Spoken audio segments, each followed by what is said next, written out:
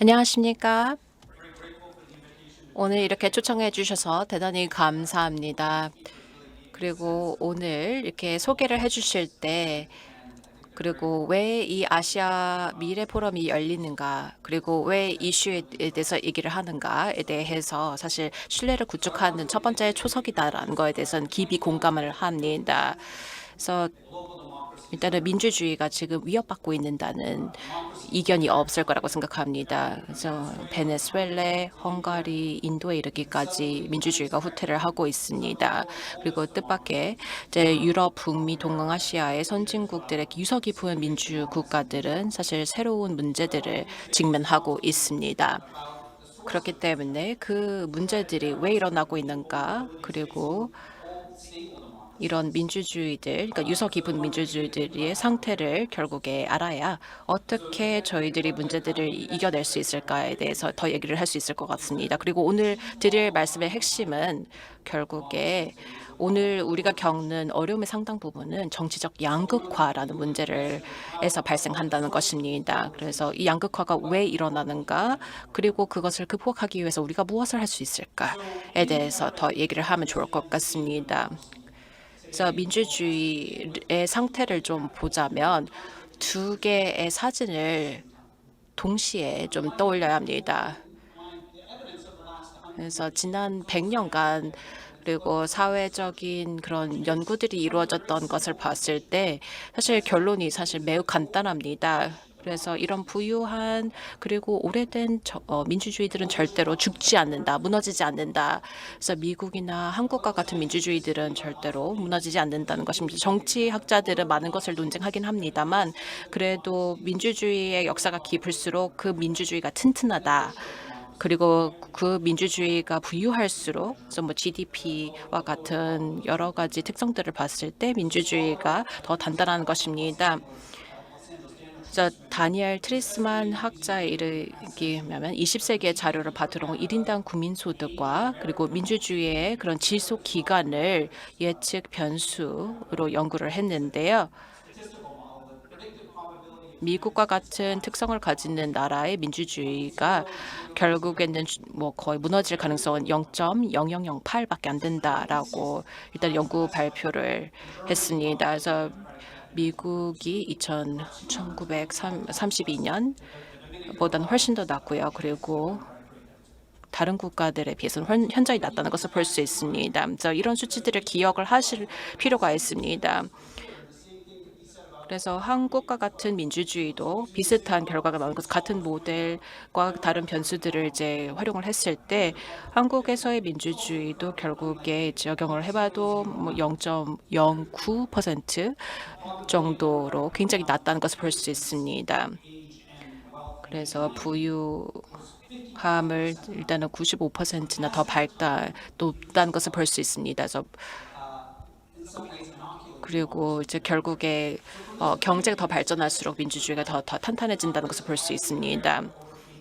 그래서 이런 관점에서 보면 이런 전통에도 불구하고 미국에서 2021년 1월에 그런 정권 이양이 성공적으로 이루어졌다는 것이 놀라운 것이 아니고요. 한국 사회에서 민주주의의 체제의 붕괴 없이 대통령 탄핵을 진행했다는 것이 가히 놀랍지는 않습니다. 그래서 이런 사진을 좀 기억을 해주셨으면 좋겠고, 두 번째 장면 같은 경우에는 이제 사실 저도 굉장히 충격적이었는데요. 2021년 1월 6일의 장면이라고 볼 수 있습니다. 그래서 개표 과정에서 의회가 공격당한 장면이라고 볼 수 있습니다. 근데 선거가 유효하긴 했고 이루어지긴 했습니다만 겨우 간신히 이루어졌다고 볼 수 있습니다. 이거는 피해 얼룩졌던 그런 사진들이나 장면들을 생각하시면요. 의회에 대한 공격이자 법치주의에 대한 도전이라고 볼 수 있습니다. 네, 어떻게 보면 정부의 최고 위층에서 가담을 했다는 것이 가장 우려스럽긴 합니다. 근데 한국의 정치에서도 결국에 이제 이렇게 권력을 이용을 하는 것, 그리고 양극화에 대해서도 걱정하고 있다. 그래서 데이터를 봤을 때 민주주의에 대해서 걱정할 필요가 없다라는 그런 측면도 있습니다만 걱정되는 부분들이 있죠. 그래서 여기서 어떤 결론을 낼 수 있을까요? 그리고 어떻게 조화를 시킬 수 있을까에 대해서 더 말씀을 드리겠습니다. 네, 두 번째 장면은 사실 하루 만에 그런 일탈이다. 한 번 일어난 것뿐이다라고 치부해서는 안 된다라고 생각합니다. 이거는 정말 실질적인 그런 위협이라고 생각하고요. 그리고 도널드 트럼프가 어떤 민주주의에 그런 끼친 영향을 봤을 때 그리고 몬테스큐를 자주 인용했던 그런 스탠리 호프만 교수님의 그런 말을 생각하면요. 어떤 계제가 한 번의 충격으로 붕괴되는 것처럼 보일 때 그 기저에는 그럴 수밖에 없는 이유가 있다라고 그런 얘기를 했습니다. 그래서 시민으로서 학자로서 그리고 민주주의의 감시자로서 우리는 어째서 도널드 트럼프와 같은 전 대통령이 가한 한 번의 충격으로 민주주의가 무너졌을 뻔했는지 한번 더 찾아보려고 노력해야 될 것 같습니다. 이거는 사실 미국뿐만 아니라 한국에도 적용할 수 있다고 생각합니다. 그래서 일단은 부유한 그리고 오래된 그런 민주주의들은 스스로 돌아가는 기계가 아닙니다. 그 경제 규모하고 민주주의의 전통의 기간은 예측 지표로도 활용이 될 수 있습니다만 그렇다고 해서 민주주의 안정성이 보장되는 것은 절대로 아닙니다. 근데 이제 두 요소가 결국에 민주주의와의 그런 상관관계가 있는 이유는 결국에 이제 안정성을 제공하는 규범이나 암묵적인 규칙을 가져다 준다는 것이 있기 때문입니다.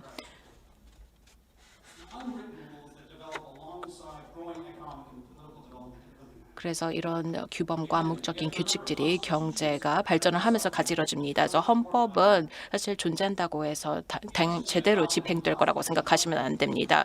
헌법이 제정된다고 해서 하루아침에 민주주의가 안정적으로 자리를 잡을 수 없는 것이지 않습니까? 그래서 아르헨티나의 19세기를 봤을 때 거의 미국과 동일한 헌법을 가지고 있었습니다만 안정적인 민주국가가 되었나요? 절대로 그렇지 않습니까? 20세기 동안 봤을 때 거의 6번의 군사 쿠데타를 겪었습니다. 그렇기 때문에 법을 제정하는 것만으로는 충분치 않다라고 볼 수 있습니다. 그래서 굳건한 그런 민주적 규범, 암묵적 규칙이 기반되었을 때만 헌법이 제 기능을 할 수 있다. 그래서 여기서 제가 이제 스티브의 공저자와 이제 어떻게 민주주의들이 무너지는가에 대해서 책에서 다룬 내용이긴데요. 일단 첫 번째 암묵적 규칙은 상호 관용이라는 것입니다. 그러니까 다른 당의 후보의 정당성을 받아들이는 것입니다. 그래서 서로 부딪히고 서로 마음에 들지 않아도 결국에는 적으로 이제 간주를 하지 않는다는 것입니다. 동등하고 정당한 권리가 있고 선거에 이제 결국에 도전을 할 수 있고 선거에서 승리를 할 경우에도 공개적으로 인정을 해야 된다고 생각합니다. 그리고 두 번째 암묵적 규범 같은 경우는 제도적 관대라고 볼 수 있는데 이거는 여러분들이 잘 모르실 수도 있습니다. 근데 관대라는 것은 법적 권리 행사를 자제하는 것을 의미하는 거고요. 권력 행사를 다 사용하지 않는 것입니다. 그래서 이런 관대 절제라는 것이 정치랑은 뭐 관련성이 있을까에 대해서 의문을 가질 수도 있습니다만 미국 대통령이 헌법적으로 갖고 있는 그 권리, 행위의 행사의 그런 범위 같은 경우에는 대단하지 않습니까? 그래서 누구든지 사면을 할 수 있습니다. 그리고 의회 과반수를 차지한 당의 대통령은 대법원의 정치적 견해를 같이 하는 그런 대법관들로 채울 수 있습니다. 그래서 대법원 판결들이 마음에 들지 않으면 대법관들을 얼마든지 늘릴 수 있고 그다음에 최측근으로 이제 임명을 할 수도 있습니다. 이런 게 다 적법합니다. 그리고 행정명령을 통해서 결국에 의회에서 지체되는 것을 가는 것이 가능합니다. 그리고 국회가 무엇을 할 수 있는가도 볼 수 있습니다. 셧다운도 할 수 있고요. 그리고 의회 또한 이제 대통령을 탄핵할 수 있습니다. 그래서 결국에 제 요점은 정치인들은 헌법의 정신을 결국에 부정하는 방식으로 헌법을 악용할 수 있다는 것입니다. 헌법학자 마크 터슈넷은 헌법적 하드볼이라고 규정을 하고 있습니다. 민주주의가 쇠약하거나 붕괴한 국가를 보시면요. 그 모든 헌법적 하드볼로 오염이 되어 있습니다. 그래서 페론하의 아르헨티나, 1930년대 초에 그런 이제 스페인과 독일, 그리고 차베사하의 베네수엘라, 그리고 현재 헝가리, 폴란드 등등이 있습니다. 그래서 이런 헌법적 하드볼을 전복될 수 있습니다. 그리고 결국에는 감시적 역할을 해야 되는 입법부하고 사법부가 결국에는 watchdog에서부터 아첨꾼 아니면 이제 충견으로 바뀌는 것입니다. 그리고 정부가 하는 것을 모두 다 막는 것을 결국에 야기를 시킬 수가 있습니다. 자, 아르헨티나의 이제 예시를 하나 드리겠습니다. 1853년에서 결국에 미국의 헌법을 본떠서 헌법을 작성했다고 얘기지 않았습니까? 그렇다고 해서 결국에는 후안 페론을 물리치기엔 역부족이었습니다. 1946년에 이제 대통령으로 취임하자마자 대법관 5명 중에 3명이나 위법 행위를 근거로 탄핵을 했습니다. 근데 이게 엄밀히 따지면 다 적법한 조치였습니다. 페론의 영향력을 이제 잠식된 의회는 결국에 대통령을 폄훼를 하는 것이 범죄다라는 그런 법안을 승인을 했습니다. 그리고 야당 지도자가 그 대통령을 비판했다는 이유로 결국에 이 해당 법을 문제를 삼았고 그리고 대법원까지 이제 항고를 했습니다만 대법원조차도 결국에 페론의 영향력이 너무 대단했기 때문에 결국에 받아들이지 않았고요. 이 야당 지도자는 수년간 감옥에서 수감되었습니다. 적법하게 진행됐던 것들입니다. 그래서 관대만이 결국에 견제와 균형의 헌법 시스템을 민주주의의 파괴적인 헌법적인 하드볼로 지킬 수 있다고 생각합니다. 그리고 이런 공통의 신뢰가 매우 중요하다고 볼 수 있습니다.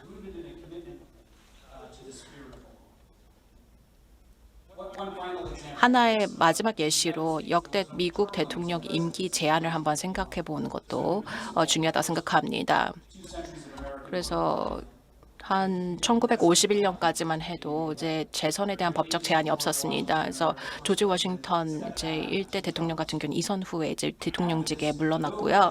그리고 그 후에 이제 150년간에는 어떤 대통령도 3선을 노리지 않았습니다. 어떻게 보면 암묵적인 규칙이라고 볼 수 있습니다. 그래서 이런 상호 관용과 관대라는 이런 암묵적 규칙들이 어떻게 보면 부드러운 가드레일, 그러니까 안정망의 역할을 했다는 것입니다. 이를 통해서 건강한 정치적 경쟁이 결국에 가능했던 것입니다. 그래서 결국에 정당적인 그런 이제 1930년 유럽이나 이제 1960년, 70년 남미에서 일어난 것처럼 당파 싸움으로 번지는 것을 방지했다는 것입니다. 그래서 이제 민주주의들이 결국에 발전을 하면 그리고 보호하는 데 중요하다면 유서 깊은 민주주의들이 왜 이 규범들이 발전되었다면 왜 이런 규범들이 훼손되는 걸까요? 그래서 미국이나 한국과 같은 유서 깊은 민주주의 국가들이 이런 어려움에 부딪히고 있을까에 대해서 더 알아보도록 하겠습니다. 이제 두 가지 이유로 일단 설명을 드리겠습니다. 첫 번째 같은 경우에는 민주주의는 이전과 같은 방식으로 붕괴되지 않습니다. 그래서 새로운 종류의 공격에 취약하다는 것입니다. 그리고 두 번째 같은 경우는 정치 양극화에 의해서 모든 것이 심화됐다는 것입니다. 더 자세하게 말씀드리겠습니다. 일단은 민주주의는 이전과 같은 방식으로 붕괴되지 않았었고요. 그리고 이전의 20세기의 민주주의는 좀 폭력으로 아니면 총에 거머쥔 사람들로 의해서 파괴되곤 했었습니다. 그래서 냉전 당시의 민주주의 붕괴 같은 경우에는 이제 4분의 3 정도는 군사 쿠데타를 겪었다는 것을 볼 수 있습니다.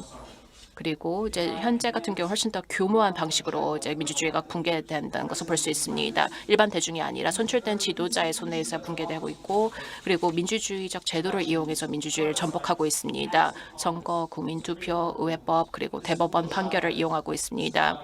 우고 샤베스, 블라디미르 푸틴 그리고 오르반 빅토르 그리고 에드로안 이렇게 등등의 지도자를 보십시오.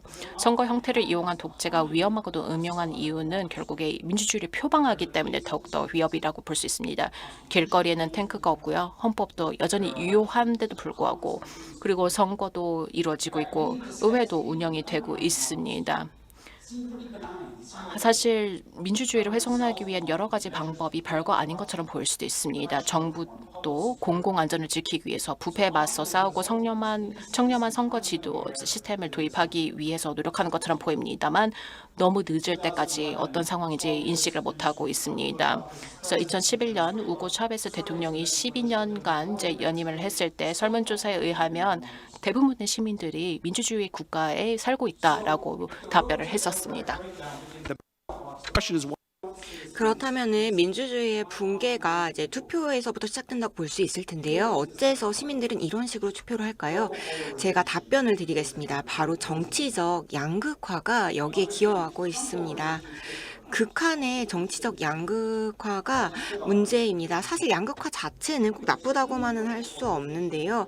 양극화가 극단화되었을 때 민주주의를 붕괴시킬 수 있습니다.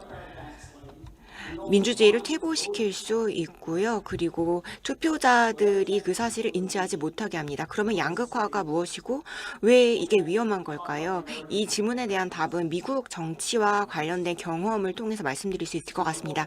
한국을 포함한 다른 국가들에 또 뭔가 시사하는 바가 있을 것이라고 생각합니다. 지난 25년간 미국에서 정치적 양극화로 인해서 민주주의 규범이 쇠퇴하는 것을 볼 수 있었는데요. 이것이 이제 정치적인 양극화로 이어지기도 했습니다. 도널드 트럼프 전 대통령이 집권하기 이전에 이미 이런 양극화가 시작되었습니다. 사실 1990년대부터 시작됐을 것이라고 볼 수 있는데요. 1995년 미 하원 의장이 된 뉴트 깅리치는 90년대 초반부터 다른 공화당 일원들의 민주당을 이런 단어를 사용했습니다. 배신이라든지 엔타이플렉, 반깃발, 반가족, 배신자 같은 용어를 이용해서 민주당을 묘사했습니다. 깅리치는 그 헌법적인 하드볼에 있어서 굉장히 유명한 사람이었는데요. 1995년에 미국 연방정부 셧다운을 최장기간 이어지게 하는 데 기여했고요. 또 이러한 식의 이런 그 규범에 대한 쇠퇴가 2000년대에는 더욱 더 악화되었습니다. 티파티 운동이라든지 이런 운동들이 공화당을 급진화시켰습니다. 오바마 대통령이 미국을 사랑하지 않고 미국에서 태어나지 않았다고도 주장했습니다. 그리고 또 한 공화당 지도자는 이런 말까지 했죠. 미국에서 태어났는지 안 태어났는지 모르겠지만 어쨌거나 속마음을 보면 미국인이 아니다라고 말했습니다. 힐러리 클린턴 전 장관도 마찬가지 대우를 받았습니다. 클린턴을 감옥으로 보내야 한다고 외친 적도 있었죠. 공화당원들의 당대회에서 클린턴을 감옥으로 보내자고 생방송 중에 외치기도 했습니다. 미국은 언제나 이제 극단적인 과격주의자 전통이 있었지만 어디까지나 이제 주변부의 상황이었습니다. 하지만 이게 더 이상 주변부의 과격주의 또는 극단주의가 아닙니다. 공화당 지도자들이 100년 만에 처음으로 민주당 경쟁자들의 정당성 자체를 부정하고 있습니다. 굉장히 우려스러운 상황이라고 할 수 있는데요. 이게 바로 우리가 서로 상호 관용을 잃었기 때문입니다. 상호 관용이 부재한 상황에서는 경쟁자들을 적으로 여기게 되고 또 정치인들이 관대한 자세를 버리고 헌법적 하드볼을 행사하고 싶은 유혹에 빠지게 됩니다. 우리가 상대 정당 경쟁자들을 적으로 인식하는 순간 이제 또 이들을 위협이라고 생각하는 순간 필요한 모든 수단을 동원해서라도 이기고 싶어지게 됩니다. 이게 현재 일어나고 있는 상황이죠. 2010년 공화당이 미 의회를 장악했을 때 이들이 굉장히 노골적으로 방해 전략을 택했습니다. 오바마 대통령의 두 번째 임기 동안 필리버스터는 1차 세계대전과 레이던 대통령 임기까지의 기간 동안 있었던 것을 모두 합친 것보다도 더 많았습니다. 이 4년 동안 말입니다. 그리고 이게 정부의 운영 중단으로 이어졌죠.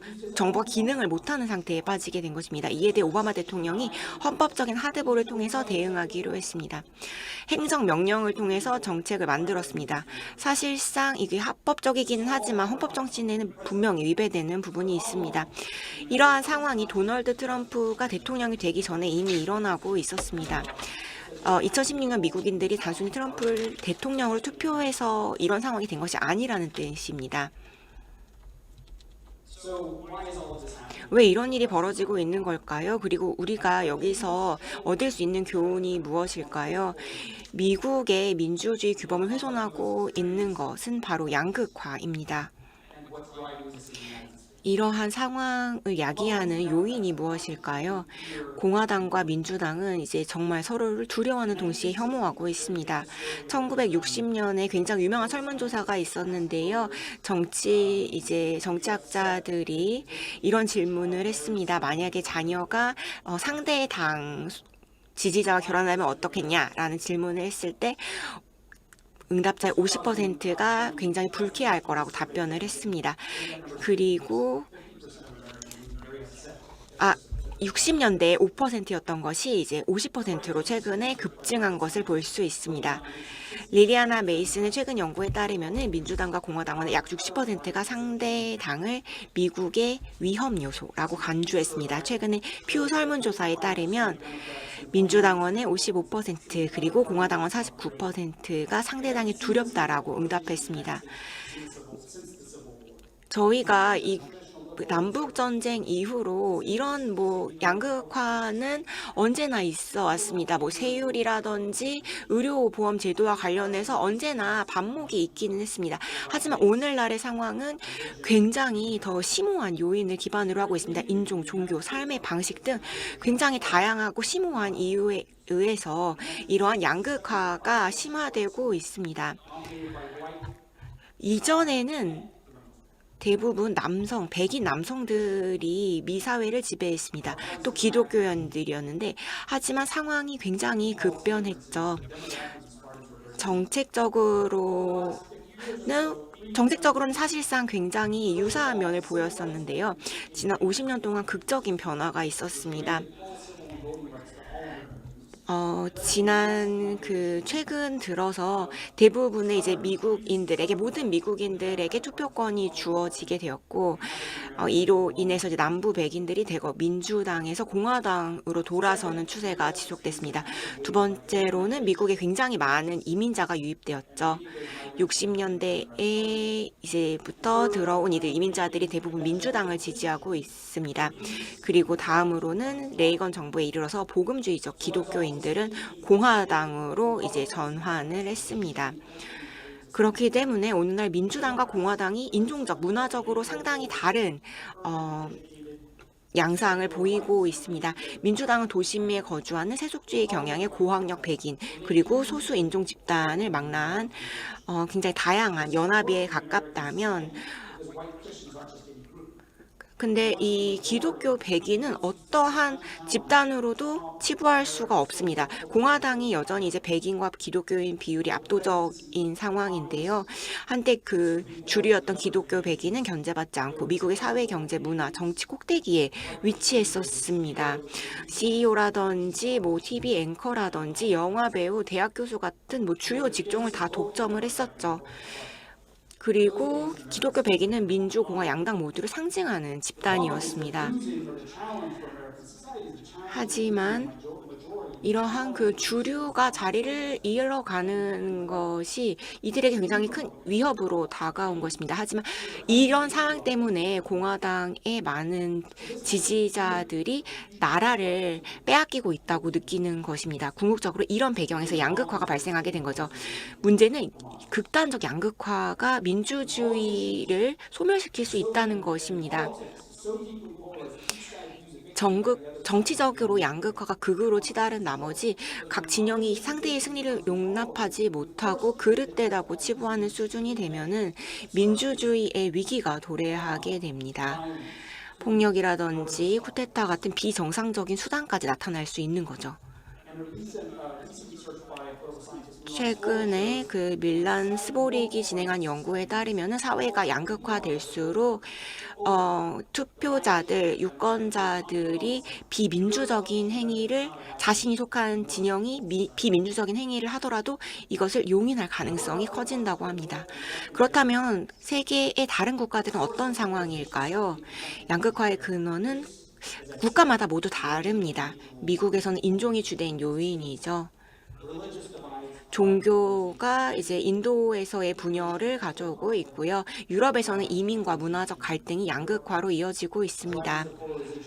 한국에서는 분명히 다른 요인이 양극화를 야기하고 있는데요. 한국은 무엇이 양극화를 야기하고 있을까요? 양극화가 전 세계에서 만연한 것을 알 수 있습니다. 당의 태도와 언사에서 상대 정당이 더 이상 경쟁자가 아니라 적으로 이제 취급되는 것을 많이 볼 수 있는데요. 그렇기 때문에 해결책도 원인이 다르기 때문에 해결책도 국가마다 다를 것이라고 생각합니다. 한국에서는 이제 정치 시스템을 개선함으로써 양극화를 해소하려는 노력도 시도되고 있는데요. 가장 중요한 두 가지 해결책을 생각해 볼 수 있는데요. 하향식 그리고 상향식 두 가지 방법이 있을 것입니다. 오늘 로버트 포트넘님께서 상향식 방식에 대해서 말씀을 하실 거기 때문에 제가 간단하게 이 두 가지 방식에 대해서 말씀을 드리고 싶습니다. 양극화를 완화하기 위해서는 우리는 그 정치인들의 인센티브 시스템을 바꿀 필요가 있습니다. 이 사람들이 양극화로 치달을수록 더 유리해지는 현재 상황을 바꿔야 하는 것입니다. 제가 봤을 때 미국에서는 우리가 좀 공화당의 방식을 좀 완곡하게 완화할 방법을 찾아야 되지 않을까라는 생각이 듭니다. 공화당이 지속적으로 계속 이제 백인 기독교인들에게 의존할수록 양극화가 심화될 수밖에 없습니다. 이것이 그 사회적인 위협이 되고 있습니다. 민주주의가 생존하기 위해서는 정당이 어떻게 우아하게 명예롭게 지는지를 배울 필요가 있습니다. 우리가 더 이상 어린이처럼 유치하게 졌을 때 반응하는 것이 아니라 보다 이제 겸허하게 패배도 받아들일 수 있어야 하는 것입니다. 이를 위해서 공화당원은 선거에서 패배하는 방법을 배워야 합니다. 정치에서는 패배를 통해서만 스스로를 개혁하고 변화를 가져오는 것이 가능합니다. 새로운 CEO를 영입해야지만 새로운 방식을 조직이 익히게 되기 때문입니다. 민주주의를 구하기 위해서 우리는 민주주의의 경쟁력을 가져와야 합니다. 이것이 상향식이라면 하향식에 대해서 말씀드리도록 하겠습니다. 먼저 이제 조직적인 개선을 가져올 수 있을 텐데요. 어떠한 그 조직의 개혁이든지 간에 뭔가 그 정치에 있어서 그 제로섬이 아니라 새로운 방식을 가져와야 할 텐데요. 내가 이기면은 너는 지는 거야. 네가 이기면 내가 지는 거야. 이런 제로섬 방식으로는 굉장히 위험한 상황이 야기될 수밖에 없습니다.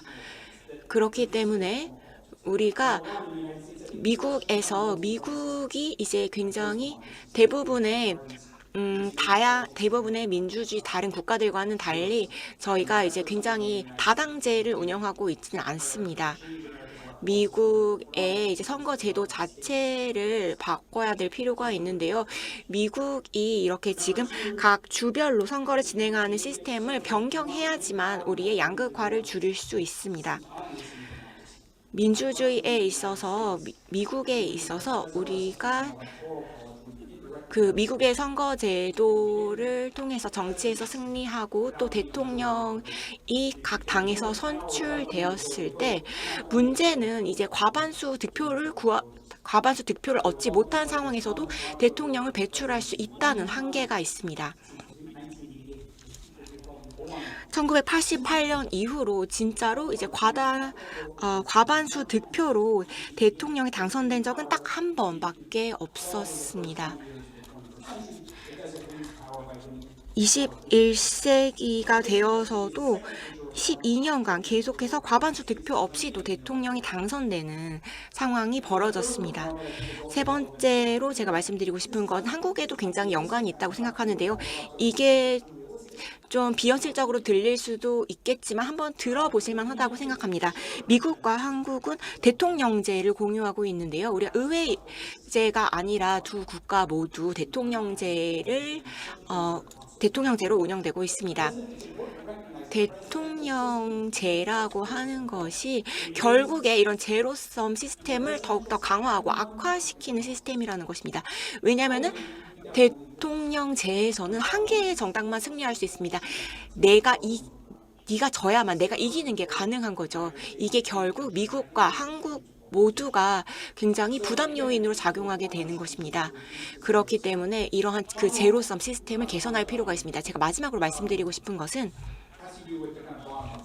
이게 또 하나의 상향식 방식이라고 할 수 있는데요. 이게 어떤 굉장히 피상적인 변화만 가져오고 진짜 사회 내부는 계속해서 양극화가 진행되고 있습니다.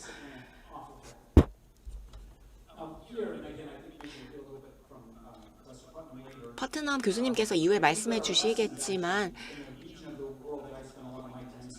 제가 연구했던 그 유럽의 역사와 유럽의 정치에 대해서 말씀을 드리자면요. 이후의 역사를 살펴보면은 이제 상향식 방식이 양극화를 상당히 해소한다는 것을 알 수 있습니다.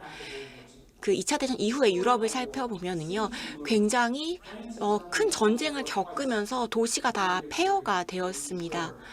하지만 굉장히 짧은 기간 동안 1, 2차 대전을 겪었고 프랑스와 독일에서는 양극화가 굉장히 만연했습니다.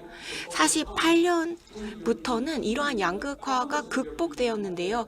EU를 창립한 사람들은 굉장히 커다란 어떤 이상을 추구한 것이 아니라 굉장히 작은 소소한 주제들, 강철에 대한 규제라든지 석탄에 대한 규제, 이런 굉장히 평범하고 소소한 주제로 시작을 해서 기업들과 이제 노조 간의 분쟁을 해소하고 이런 역할로 EU가 시작했던 것입니다. 이러한 협업을 통해서 더 많은 협업이 필요하다라는 상황으로 점점 이어간 것이고 어떠한 신뢰의 범위가 점점 확장되는 경험을 하게 된 것입니다.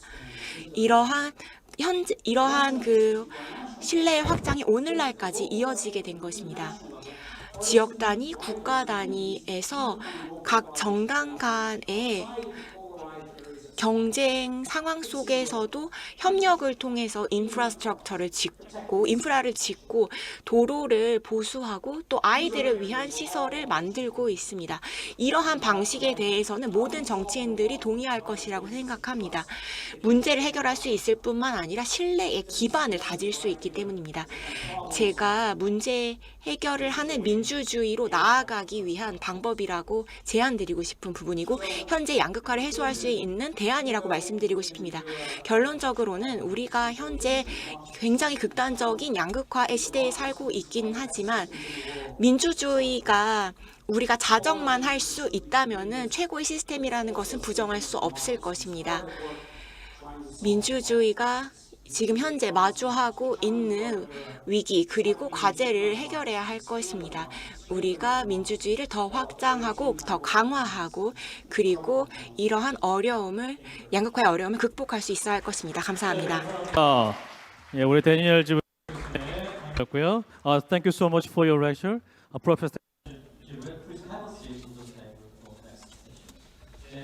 계속해서 토론을 이어갈 텐데요. 지난 10여 년간 그리고 지금까지도 대한민국에서 가장 신뢰받는 언론이십니다. 손석희 전 JTBC 뉴스룸 앵커님을 모시고 다음 세션 진행합니다. 박수로 환영해 주시기 바랍니다.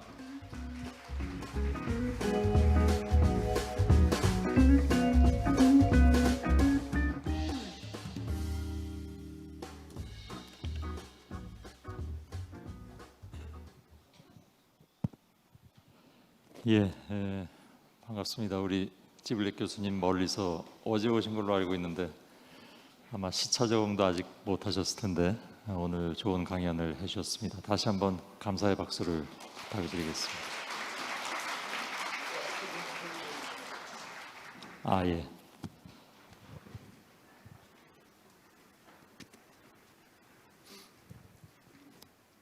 마스크를 벗어도 되는 걸로 되어 있죠, 요즘은. 근데 오늘 보니까 미세먼지가 하도 지독해가지고 저 사실은 그 해외 주재하고 있는데 가끔 이렇게 들어올 때마다 미세먼지가 아주 지독한 날에만 들어와서 아주 괴롭습니다. 여러분들도 아침 일찍 이렇게 오시느라고 미세먼지 속에 고생들 많이 하셨습니다. 지블렉 교수님의 책 어떻게 민주주의는 무너진가는 제가 과거에 뉴스룸을 진행할 때 앵커 브리핑에서 한번 인용했던 적도 있습니다. 가만히 기억해 보니까 그 내용을 했더라고요. 그러니까 그게 2019년 10월 14일이었는데 좀 아까 말씀하신 내용, 그러니까 민주당과 공화당 사이에 결혼하면 반대하겠느냐 받아들이겠느냐, 그걸 인용해서 앵커 브리핑했던 기억이 나는데, 우리는 더불어민주당과 국민의힘이 결혼하면 어떻게 받아들이실까요? 여러분들의 자녀가 결혼한다고 하면. 저도 이제 애들이 장가갈 때가 돼가지고 한번 생각을 해봤는데 어떻게 생각했는지는 말씀 안 드리도록 하겠습니다. 지블렉 교수님께는 좀 가벼운 질문으로 시작을 했으면 좋겠는데요. 오늘 시간이 10시 8분까지 저한테 허락이 되어 있습니다. 그래서 원래 이런 포럼을 하다 보면 자꾸 시간이 좀 늦어지니까 이 행사 진행하신 분들께서는 시간 때문에 막 애가 다르시는데 확실하게 10시 8분을 지켜드리도록 하겠습니다. 가벼운 질문으로 좀 시작을 해보도록 하겠습니다. 미국 중간 선거가 이제 마무리돼 가는 걸로 알고 있는데 트럼프는 또 나올까요?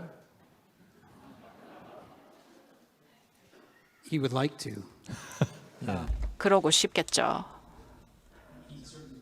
아마 계획이 있을 거라고 생각합니다. 그래서 일단은 선거에 출전한다고 일단은 얘기를 했던 것 같습니다. 근데 일단은 중간 선거가 아마 이제 지지했던 후보자들이 일단은 좋은 그런 성과들을 보이지 못했었고요. 그리고 거버너 플로리다의 주지사 같은 경우에는 일단은 대부분의 이런 지지를 못 받았었기 때문에 트럼프가 과연 답일까에 대해서 의구심을 사실 많이 갖고 있습니다. 그래서 2016년 그리고 2020년 같은 경우에도 사실 과반수를 받은 적이 한 번도 없지 않습니까? 그렇게 해서 물론 일단은 팬층에 의해서 이제 카리스마가 있는 그런 지도자로서의 그런 이미지를 갖고 있습니다만 그래도 아마 출전을 할 거라고 생각하긴 합니다. 여는 질문으로 가볍게 질문을 드렸는데 굉장히 진지하게 답변을 해주셔서 근데 사실은 트럼프에 대해서는 지난번에 트럼프가 대통령이 될 때도 좀 많은 사람들이 농담처럼 생각했다가 진담이 됐잖아요. 그래서 한 번만 더 질문을 드리겠습니다. 당선 가능성이 있다고 보십니까? 아니요. 이미 한 번은 이제 졌기 때문에 또 아마 질 거라고 생각합니다. 하지만 처음에는 이제 농담으로 삼았 저 또한 그렇게 근데 저는 진담이라고 생각을 했던 것 같습니다. 근데 어쨌든 일단은 예측을 하는 것은 경제학자들하고 이제 과학자들 뿐이라고 생각합니다. 저는 사실 정치학자로서 절대로 일단은 조 바이든이 다시 출전을 한다면 아마 이길 거라고 생각합니다. 네, 너무 걱정하지 마십시오. 제가 걱정하는지 안 하는지 어떻게 아셨는지 모르겠는데 아무튼 더 무궁무진한 질문이 막 머릿속에 떠오릅니다만 그래서 자제하고 10시 8분을 지켜야 되기 때문에 양극화를 오늘 많이 말씀을 해주셨습니다. 그거는 뭐 잘 아시는 것처럼 미국뿐만이 아니라 한국도 굉장히 심각한 상황이고요.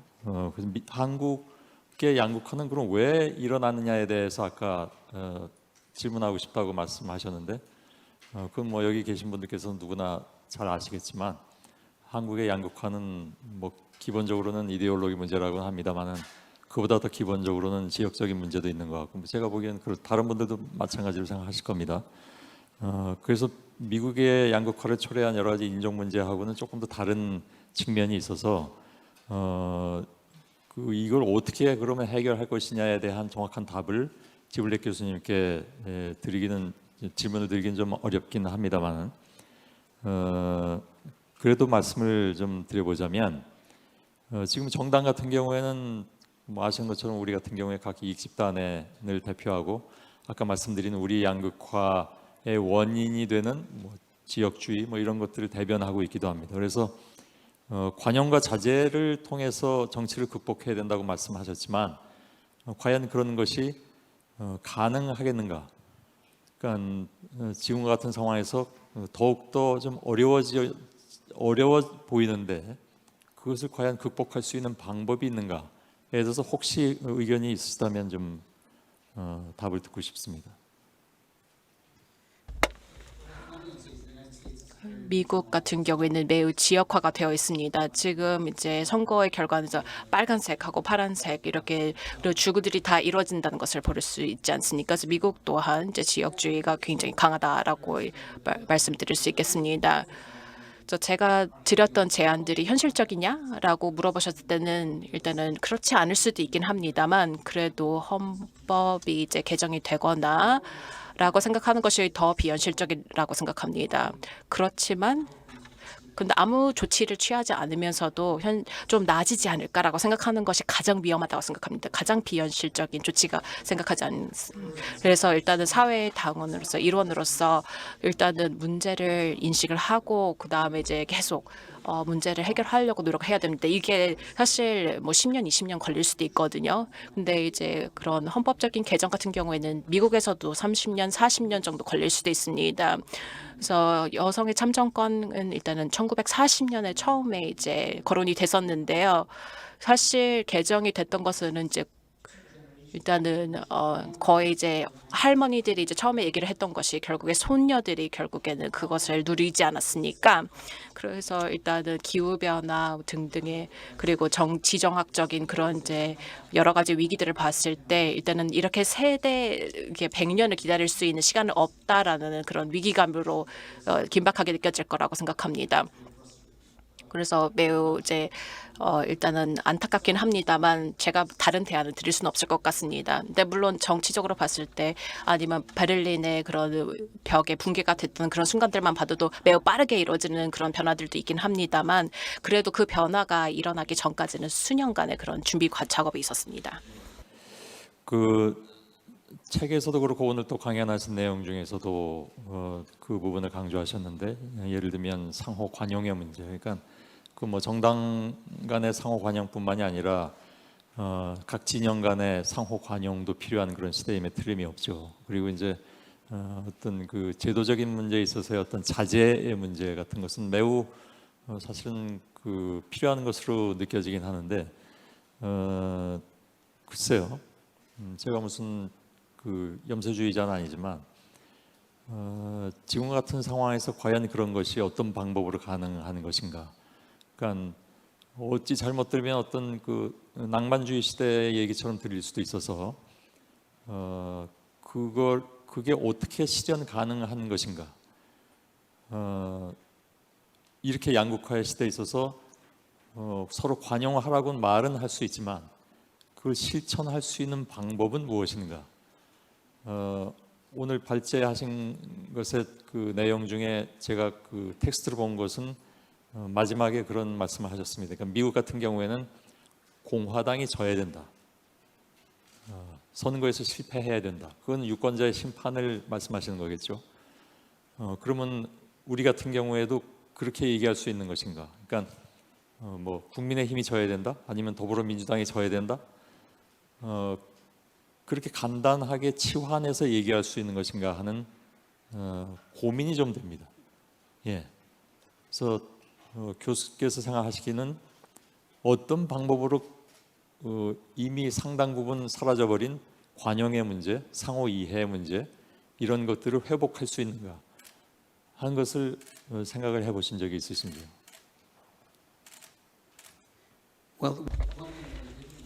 제가 언급하지 않았던 부분 중에 하나가 이게 결국에는 오래 걸리는 솔루션이긴 하고 그다음에 여러분들이 아마 듣고 싶지 않을 수도 있습니다. 근데 정치적으로 교육을 시켜야 되는 것입니다. 근데 이것도 너무 낭만적으로 들릴 수도 있습니다만 어릴 때부터 일단은 시민, 그런 민주주의 시민으로서 교육을 받아야 된다라고 볼 수 있습니다. 네, 문화는 천천히 바뀌긴 합니다만 그래도 그 힘은 강력하다고 생각합니다. 그래서 정말 학생들부터 이제 자신들이 책임을 지고 그다음에 결정을 내릴 수 있는 그런 힘이 있다. 그리고 어떻게 민주적으로 일단 결정을 내릴 수 있는가를 그런 문화를 양성하는 것이 매우 중요합니다. 그래서 이 교육의 힘을 간과해서는 안 된다고 생각합니다. 그렇지만 이제 시간이 오랫동안 걸린다는 것에 대해서는 저 또한 인지를 하고 있습니다. 그래서 그게 이제 제 답변의 이제 첫 번째 부분이고요. 그래서 시민들의 그런 가치들이 결국에 이제 가장 중요하게 여겨지고 그다음에 결국에 거기서 힘이 나온다. 그리고 그것뿐만 아니라 두 번째 같은 경우에는 제가 민주주의에서의 경쟁의 그런 개념에 대해서 얘기를 하지 않았습니까? 한쪽이 꼭 져야 되고 결국에는 여러 그룹으로 이루어진 것이 바로 정당이라고 생각하기 때문에 한 정당이 졌을 때 그리고 거기서 다수당을 차지를 하는 부분이 결국에 지기 때문에 그래서 그 정당 내에서 이제 다른 그룹이 결국에는 리더가 되도록 이제 허용을 하는 것이라고 볼 수 있습니다. 그렇기 때문에 여기서의 다수적인 아이디어가 결국에 계속 바뀌는 겁니다.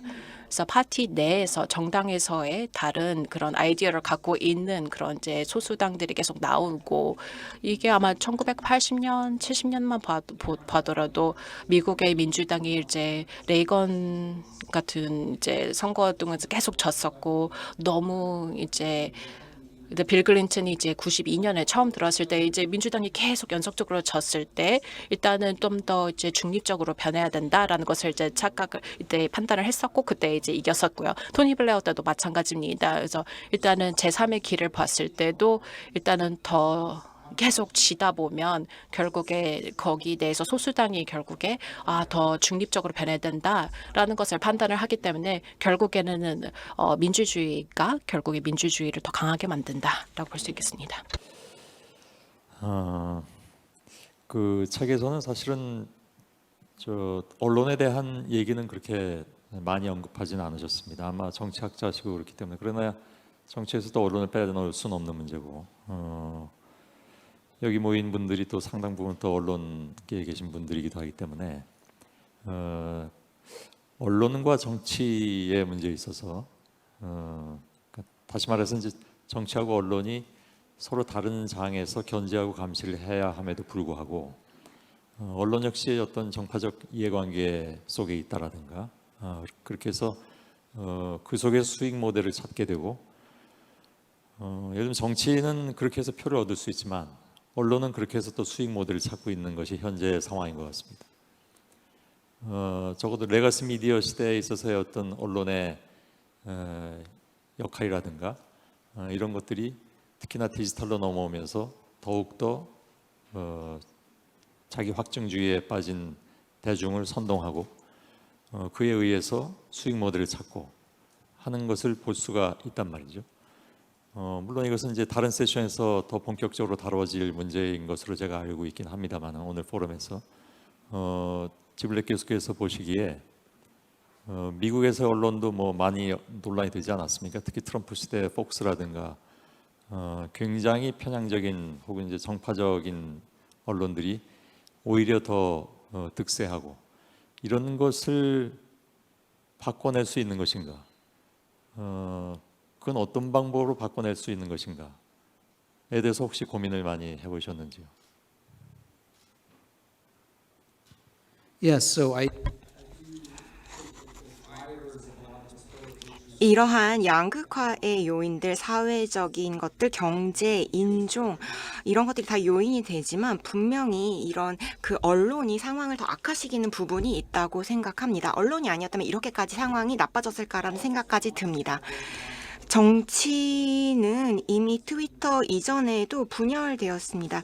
뭐 스페인 전쟁 당시에는 트위터가 있지도 않았죠.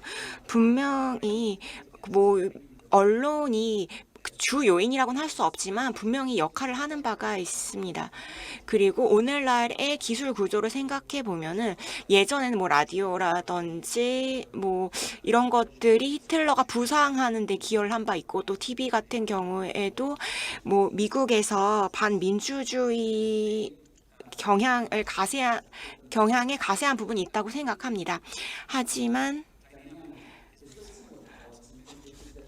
굉장히 이제 그 핵심적인 부분을 보면은 정치와 상당히 언론이 유사한 드라이버를 공유한다고 볼 수 있는데요. 언론이라든지 아니면은 그 정치 모든 것들이 약간 분열되는 양상을 보이고 있습니다. 누구나 유튜브 채널만 개설을 하면은 언론인이 될 수 있는 세상이 되었죠.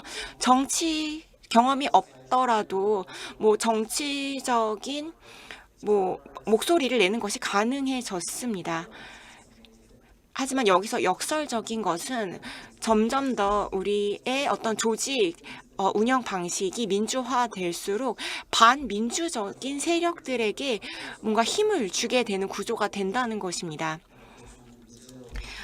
브라질에서 최초로 민주주의로 대통령이 당선이 되었을 때 저의 동료가 브라질에 가서 현장을 조사를 했었습니다.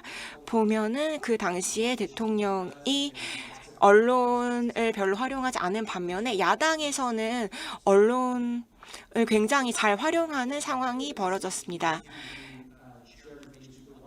왓츠앱을 통해서 자신들의 의견을 내놓으면은 이제 지지자들과 유권자들이 관련해서 이제 의사소통을 하는 시스템이었습니다.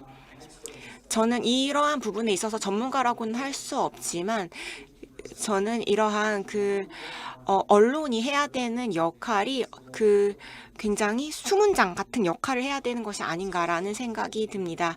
그래서 시장에서의 어떤 영리와 관련된 압박을 이겨내는 것이 중요하다고 생각합니다. 그래서 공공의 언론으로서의 역할을 하고 이렇게 뭐 BBC가 됐든지 간에 아니면은 독일 공영 방송이 됐든지 간에 이들의 기사라든지 보도의 질이 굉장히 높은 것을 볼 수 있습니다. 그렇기 때문에 어떤 이런 영리적인 압박을 이겨낼 수 있는 메커니즘을 만들어내야만 언론의 품질이 올라간다고 할 수 있을 것입니다.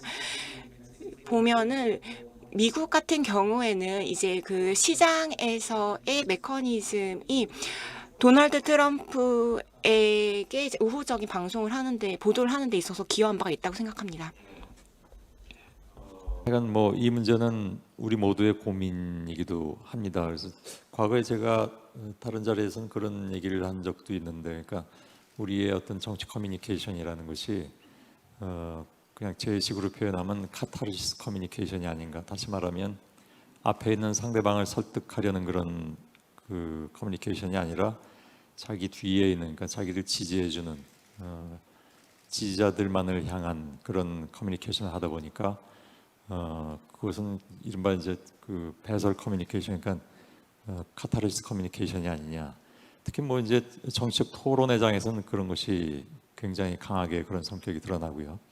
과거에 저도 토론 프로그램을 진행해봐서 그런 걸 많이 이제 더 느꼈지만, 그런 지지자들만을 위한 커뮤니케이션 같은 것들이 지배적으로 나타나다 보니까 더욱 더 양극화는 심화될 수밖에 없지 않나 하는 생각을 합니다. 그래서 아마 지블렉 교수님께서도 그런 부분을 좀 언급하신 것 같은데, 본래적 의미의 어떤 정치, 본래적 의미의 언론의 역할, 이런 것들을 이런 자리에서 좀 더 고민해봐야 되지 않나 하는 생각을 해봅니다. 시간은 거의 다 돼서 한 가지만 그냥 저도 제 의견 비슷하게 해서 의견을 좀 여쭤보고 싶습니다. 언론의 문제가 만일 그렇게 심각하다면 저는 이제 제안을 한번 드리고 싶은 것은 언론 비평을 보다 좀 활성화해야 되겠다. 우리 같은 경우에는 각 미디어에서 이제 옴부즈만 프로그램을 의무화하고 있긴 하죠. 근데 옴부즈만 프로그램은 이제 자기 방송이나 이런 쪽에 선전 홍보를 위해서 자칫 이렇게 이용되는 경우도 있어서 그게 아니라 제대로 된 상대에 대한 미디어 비평. 한겨레 신문이 조선일보를 비판하고 조선일보가 한겨레 신문을 비판하고 JTBC가 예를 들어서 다른 방송을 비판하고 특정 방송을 얘기하지 않았습니다. 그 다른 방송이 JTBC를 비판하고 또 그런가 하면 JTBC가 JTBC를 비판하고 다른 방송이 다른 방송을 더욱더 비판하고 이것이 혹시 위험해 보일 수도 있지만 제 생각에는 그렇게 함으로써 각자의 보도의 문제를 솔직하게 내밀고 그것을 독자들이 받아들임으로써 결국은 궁극적으로는 무엇이 옳은 보도인가에 대해서 사람들이 좀 더 생각할 수 있는 그런 기회가 되지 않을까라고 생각하는데 저 혼자 말이 길어졌습니다. 좋은 방법이라고 생각하십니까? It sounds like a good idea. 예. 네, 좋은 생각처럼 들리는데요. 제가 한 가지 더 말씀드리고 싶은 것은 스스로 이제 자제를 하는 거, 이제 언론계에서 스스로 자제를 한다는 것은 굉장히 프로페셔널한 것입니다. 왜냐하면 이제 언론이라는 것, 이제 미디어라고 하는 것은 결국에는 어떤 직업적인 것, 상업적인 것입니다. 하지만 언론이라고 하는 것은 어떤 중요한 기능이라고 할 수 있죠. 그렇기 때문에 급진적으로 행동해서는 안 됩니다. 정치인들과 마찬가지로 정치인도 결국에는 직업이라고 할 수 있는데요. 언론이라고 하는 것이 좋은 언론이 되기 위해서 해야 될 일이 있을 것입니다. 이런 시민사회에서 직업인으로서 언론인들이 민주주의를 수호하기 위해서 노력해야 할 것입니다. 언론의 스스로의 자제 오늘 핵심 키워드인 것 같습니다. 예, 오늘 제일 중요한 말씀을 마지막에 또 해주신 것 같습니다. 다음 저서는 미디어에 대한 것이 나올 수 있기를 바라면서 오늘 시간 마치도록 하겠습니다. 정확하게 8분입니다. 고맙습니다. Thank you. Thank you.